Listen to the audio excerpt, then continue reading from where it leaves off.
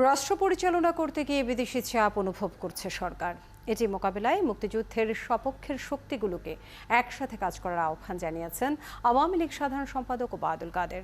সকালে ধানমন্ডিতে দলীয় সভাপতির কার্যালয়ে সাংবাদিকদের তিনি বলেন, খালেদা জিয়ার মুক্তির জন্য বিএনপি আন্দোলন করতে ব্যর্থ হয়েছে। শাহনাজ শারমিনের রিপোর্ট।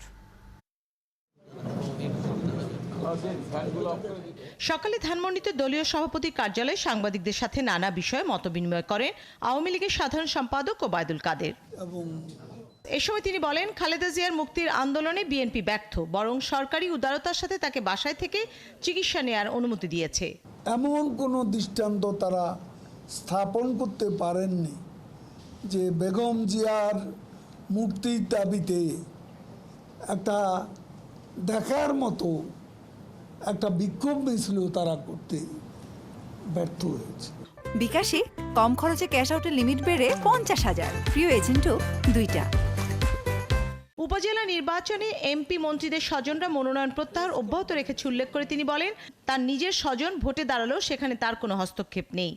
ভাই হোক স্বজন হোক, আমি তাকে দাঁড় করিয়েছি কিনা, আমি তার পক্ষে সমর্থন দিচ্ছি কিনা, আমার পার্টি সমর্থন দিচ্ছি কিনা, সেটা হচ্ছে বড় কথা।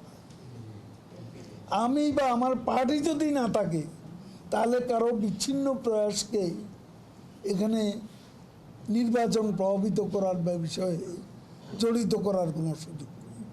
রাষ্ট্র পরিচালনা করতে গিয়ে বিদেশি চাপ অনুভব করছে সরকার। এটা মোকাবেলায় মুক্তিযুদ্ধের সপক্ষের শক্তিকে সুসংগঠিত হবার আহ্বান জানান দলের সাধারণ সম্পাদক। দেশের দায়িত্ব পালন করতে গিয়ে এই চাপগুলো তো আমরাই অনুভব করি। চাপ দেবেন, তারা নিজেরাও চাপে আছেন। আরব বসন্তের স্পর্শ আটলান্টিকের ওপারে গিয়েও লেগেছে। আমাদের আরও সুসংগঠিত হতে হবে। উপজেলা নির্বাচনে যাতে কেউ কোনো প্রভাব বিস্তার করতে না পারে সে বিষয়ে শেখ হাসিনার করা নির্দেশের কথাও স্মরণ করিয়ে দেন ওবায়দুল কাদের।